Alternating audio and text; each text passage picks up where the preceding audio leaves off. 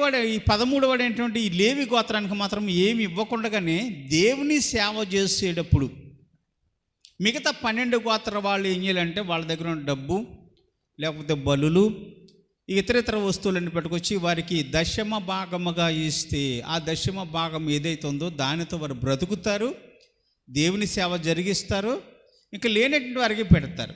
అది దశమ భాగము యొక్క ఆలోచన. అంతే తప్పగానే దశమ భాగం అంటే పాస్టర్ గారు బాగుపడిపోతాడని కాదండి.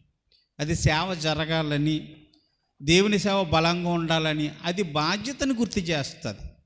ఈ వారం నేను దశమ భాగం తీసుకెళ్ళాలి కదా నాకు వచ్చిన దాంట్లోంచి అని మనం అనుకుంటే మనకు బాధ్యత, దేవుడు గుర్తుంటాడు.